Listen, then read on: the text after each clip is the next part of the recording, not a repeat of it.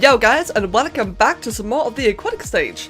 In the previous episode, we're having a major issue towards figuring out the best and efficient way to have the player be able to swim through the open ocean on a large invisible platform that would follow the curvature of the planet. And as I explained in the previous episode, it was truly a very difficult task, as there was no way I could do it efficiently without worrying about complexity, without worrying about clipping, without worrying about pathing, while worrying about the curvature of the planet, and it was just so much going wrong with it. It was just one of those really frustrating moments, because at the end of the day, we are doing this in Spore, and Spore is severely limited. Well,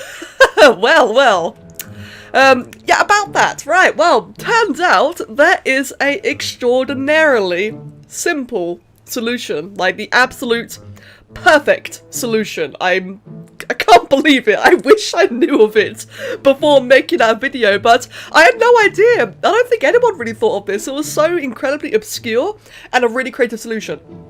So, first of all, I was really worried about putting that video out there because I know a lot of you guys just want to see progress, you want to see me get this done, but I feel like it is important to know, you know, when the issues come in and, you know, how you deal with them, all that kind of stuff. I'm glad I showed the episode in the end because it allowed you guys to really come together and help me think of a solution, and you guys came up with a lot of really cool ideas, but one of them in particular is just beyond perfect. Now, before I show you guys, I am going to fix one thing, because a lot of you are very concerned about me using a crab swimming through the ocean, and I think it's kind of obvious, guys. We're not going to use a crab to swim in the ocean. I mean, come on. We're obviously going to use a swimming creature, so let me just go ahead and trade out our test drive creature from the crab into something that can actually swim. That way it actually looks like the thing I'm planning on doing, as apparently I had to demonstrate it really early. Right, so now that I've got a little swimming creature, I'm going to go ahead and show you guys what we've actually managed to get done.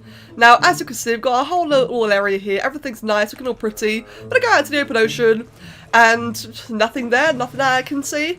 And, oh, what's this? I'm actually going in the air. Now, as you can see, it's a very thin, transparent object here. Now, it's not invisible, but it's pretty goddamn transparent, and I'm happy about that. I mean, at the end of the day, we're not getting perfection, but as far as the, how much of an issue we had, mate, I'm fine with like a semi-transparent object. Now, this is a great big dome that covers the entirety of the area. It's nice and curved, there's no clipping, there's no issues to do with traversing the area. I've already tested it, I can go from one side to the other, no problem at all. It's just perfect, it's what I wanted. Now, how? How did we get this? This is a very clever solution thought out by Benjamin and Era. It is, like I said, it's so goddamn simple. I just can't believe it. Basically, all you need to do is get a yellow gate, or any gate for that matter. Get any gate. Obviously, you need a mod that increases the size, which, by the way, is fine. We've tested it. This will still share. This is the one mod I am allowing, so don't worry, guys. This will be shareable. You get that mod that increases the size of things, get a yellow gate, make it into a globe, and you just make it really big. And, yeah, you can see the dome right there. So, I made it so absolutely massive. I wanted to show it, but it's quite glitchy. But as you can see, it is utterly massive, and it's, like the majority of it is embedded into the planet itself, because it is so goddamn big. Like, can I even show you? There you go, that's the size of the snow globe, which is obviously embedded into the planet. That way we just got the entire dome, like, just nicely covering the ocean. That's it! That's all there was to it. It is really that incredibly simple, and I'm so grateful. I'm really grateful, because complexity was a big concern. As I want to add creatures, I want to add so much more, but I wanted this as well, and we actually managed to get it all. We've got everything that we wanted, which is fantastic. So like I said, Benjamin thought of this idea. Very clever, very unique. I've not seen this before. Era suggested that on top of this, what we can also do is have a couple of jump pads here and there, because now that the collision is no longer a problem, what we can really happily do is have a giant jump pad like this. Obviously, this would be a lot neater. I'm going to do this a lot better. But if I just have that partially embedded through the globe, well, that's, like, it's really subtle. You can just about see the line there. That's fine. That's going to be no clipping whatsoever. We can easily fill in the space, fill in the gaps between the globe and the mountain range. or the trench, or whatever you want to call it, and actually make it work. Now, this has made me realise that my ocean is a little bit too big. I may have to make it a bit smaller, and that way it fits the globe. I think that'd be probably the perfect solution. But otherwise, though, it's just crazy. It's incredible. And what is really, really nice about this is that I actually can put creatures inside it, which has been like a very, very big concern to me. So even though we have this great big dome here, let me just get like a, I don't know, let's make a Leviathan, a little temporary crocodile Leviathan. Let's get into test mode. And now, what this allows me to do, exactly what I wanted, like I said, perfect solution. Now I can swim above the Leviathan. Now, of course, the AI means it cannot see me. That's actually perfect. I wanted, you know, it just to be like a spatial thing, environmental features. Actually, can it see me? Oh, it can see me! Oh! This is interesting. It can see through it. Oh my! But as you can see though, how cool is that? In Spore, of all things, I'm just swimming on top of the Leviathan. Or crocodile, whatever, I really don't care. Like, it can actually attack you. Right, well I don't want that to happen, so I'm probably going to change the AI around. But that's a cool idea though, like perhaps we could have like a couple of creatures following you from down below. What I did want is, like I say open ocean, there is going to be some decoration, some creatures. I want it to be sparse and open. I do want there to be like a couple of creatures down below. That, you know, again, just makes the area feel a bit more alive, a bit more scenic, so and so. But like I said though, the fact that I actually can, the fact that I can do that with this great big object is just really, really cool. The fact that it's actually hollow. And the fact that it actually doesn't block AI, that is fascinating in terms of what you can do with the adventure editor. So, you know, completely nerding out aside, let's just say, you know, getting on with the adventure here. Like I said, that was thought up by Benjamin and Era, so to the pair of you, both of you, like, just thank you. And of course to all of you. A lot of you guys were trying to show me all sorts of different ideas and theories. A lot of them very plausible, a lot of them I was ready to work with. But in the end, this one just ended up being the perfect solution, and I'm very, very grateful.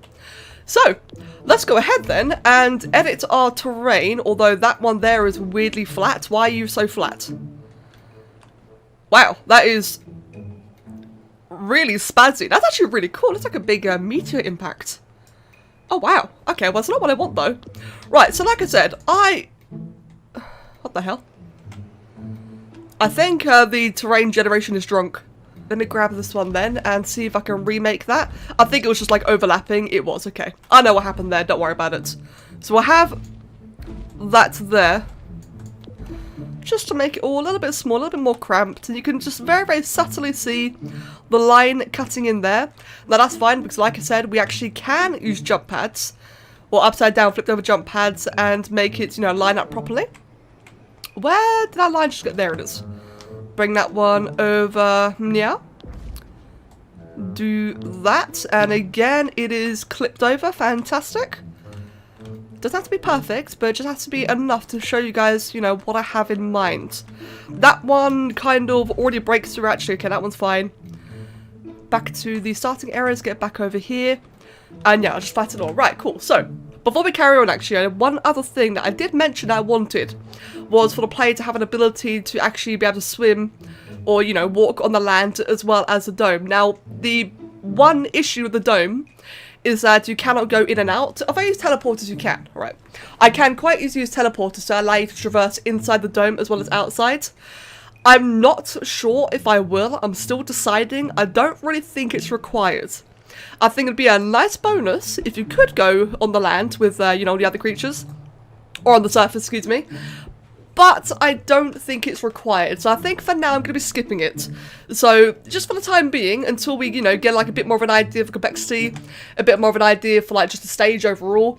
Until then, we're just going to have it so that you can only go on top of the dome. Right, so let us get these great big jump pads in place then. This is going to be really tricky because it's so hard to see that line. I can't do anything about it. I can't make it more transparent or, you know what I mean. I can't make it more opaque.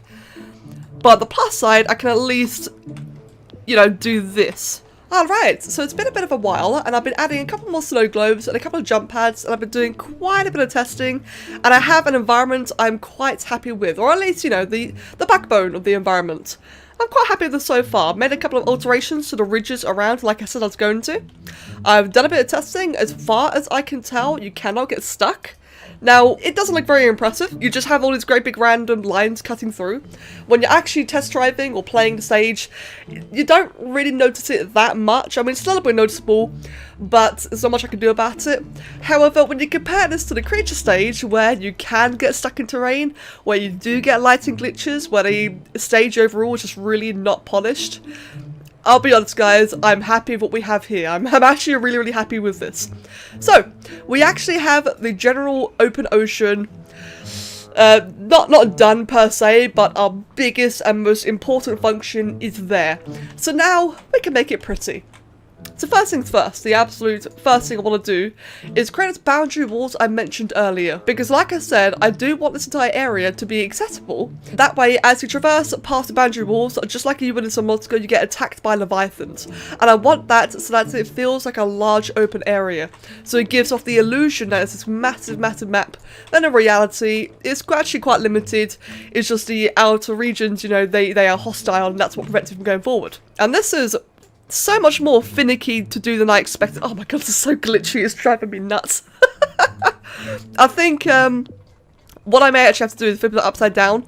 I actually think if I do that, I'm just going to have a bit of a better time moving it around. But as you can see, like, when the object gets really large, it just kind of spazzes out as you try to move it.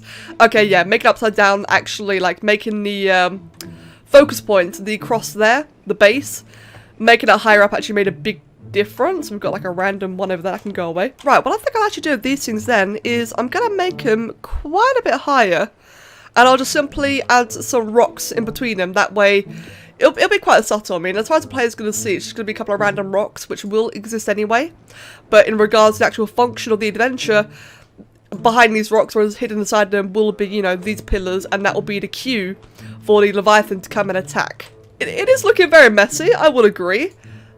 But this is the type of thing that it's going to be hidden by default. It really doesn't need to look very good. So we've got that there. Okay, good. And now, like I said, we have these big giant rocks that are just going to completely cover them. Like that. So I'm going to be having a bunch of these all over the place anyway. Can I not make it any larger? Oh, wow, I can't. Right then. This rock, yep, good. Needs to be a nice bold green. And tilt it like that so it covers the prop. Like I said, I'll be making all this a lot neater, a lot prettier later on. I want that one to be green as well. Oh, actually, can I make that green if I put it up there? And then, yep, good, rotate it so it covers the whole thing like that. Make it a little bit lower down too, fantastic. And I think that's a bit of a building over there, but let's be honest. In fact, let's just rotate it like that. There we go, perfect. Right then. So now that we have that, let's get our temporary Leviathan. Again, it's just like a testing creature. Oh, wow. Okay, it's massive. Ooh, do I not have a limit to the size? Oh, that's not good. Right. Interesting. I can make some horribly giant things. But that's not what we're doing here. Okay. So what I want to do then is I want these to be very aggressive. I actually don't want them to be a wander. I want it to be idle. They'll just be standing in the spot. So let's just make him angry just for the sake of it. Actually, no, we'll make him neutral. So what I do want to have it fairly close to the boundary walls. So I have one there, we're going to have one, I can't place one over here. Okay, well, we'll have one over here instead. This is going to be so glitchy. Like I said, it's just like the basic example. This is like the draft of what I'm going to be doing, but a lot more finesse and a lot, you know, prettier looking. Maybe we'll just have like a random one, like, can't put it anywhere else. Okay, I think it's because it's too high up, actually. Yeah, it might just be too high up. Let's make you a lot smaller than my friends.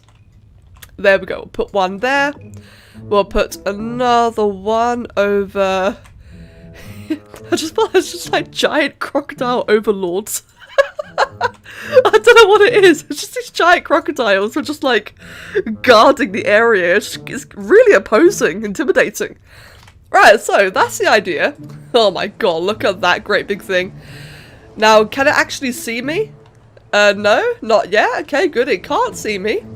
Now, it won't actually be that big, or maybe it will be that big. I've not decided. But that is freaky looking. Now, where is the wall? That's a big rock there. That's my cue. And I've just broken through and it can't see me. Oh, yep, it sees me. It's angry. Oh, it's very angry. Okay, so that works. So now what I need to do then is to test and make sure that every boundary works as intended. It can still see me, but because it is on idle, it shouldn't be able to traverse through. Okay then, so this should actually be quite fine. Because I've set them to be idle, if they're wandering, they actually can wander through the boundary wall, and that'd be an issue. That giant white ring is obnoxious. Okay, anyway. So yes. But because they are set to idle, there's no chance of them accidentally passing through, so there should be no chance that they will accidentally aggro when the player's in a safe area. Now, like I said, gotta test it. I really need to test that. That is cool. That's intimidating. Oh, look at that!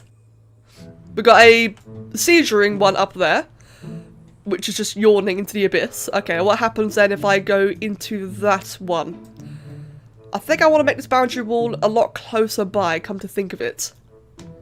In fact, I can't even get up here, so it's actually quite fine.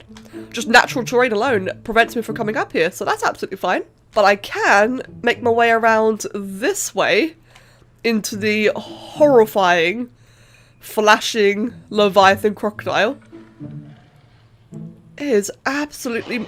oh god, it's like it can camouflage, it's like a giant squid.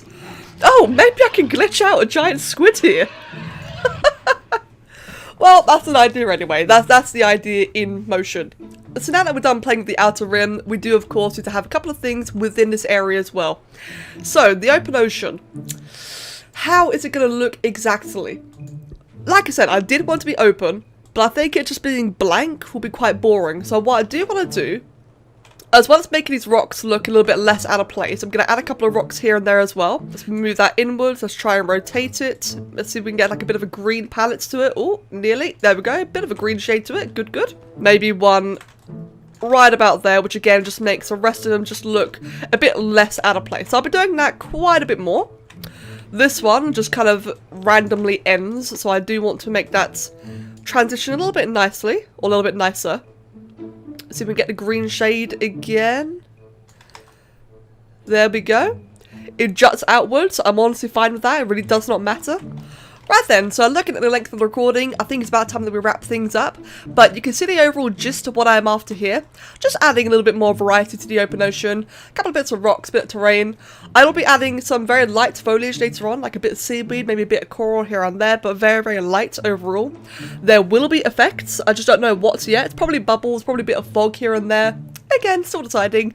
And, of course, creatures. There will be creatures lurking at the bottom.